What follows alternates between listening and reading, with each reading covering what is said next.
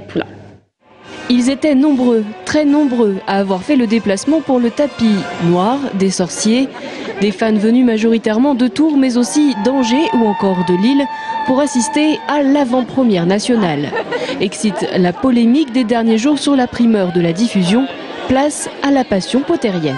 J'espère que ça sera un excellent film parce que c'est un excellent bouquin, il y a eu des excellents acteurs, un excellent réalisateur, tout est magnifique. Et puis tout le monde est là pour acclamer, il n'y a pas de raison que le film se plante.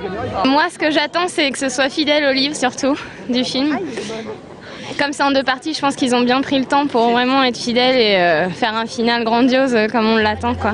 Mais ce qu'ils attendent surtout, puisque tous n'auront pas accès à la première séance, ce sont eux. Les interprètes d'Arthur, Fred et George Weasley, de Luna Lovegood, Neville Londubat et Fleur Delacour, accueillis comme il se doit au cours d'une soirée qui, malgré l'air provincial, avait tout d'une grande, y compris les animaux stars. L'atmosphère est électrique.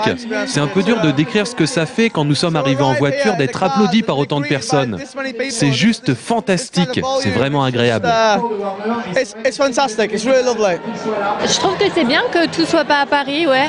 Je trouve que ça fait du bien un peu qu'il y ait des choses qui changent de temps en temps. Bah, c'est Harry Potter qui vient vers les gens. Si tu ne viens pas à Harry Potter viendra à toi. C'est vraiment extraordinaire. C'est vraiment excitant de penser que Tours a gagné la première contre 8 autres villes.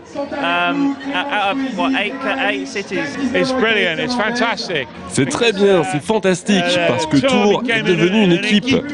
Pour Harry Potter, gagner les premières, c'est une très bonne idée. Quelques heures après l'euphorie, le cinéma des Deux Lions retrouve peu à peu son aspect originel. Et à la sortie de la première salle, les avis sont unanimes. C'était bien, il y a de l'émotion, il y a du suspense, il y a de l'action et puis on retrouve vraiment ce qu'il y a dans le livre. Pour ça, en 2 parties, c'est mieux, il y a plus de détails. Extraordinaire, les images c'est super, les effets spéciaux, enfin tout est merveilleux. Hâte d'être dans 8 mois pour voir la suite. Reste à savoir si, face au succès de cette avant-première, un nouveau concours serait lancé pour la 2e et dernière partie d'Harry Potter et les reliques de la mort. Un défi pour lequel les Tourangeaux devraient alors redoubler d'énergie et de sortilèges pour l'emporter à nouveau. He's too strong.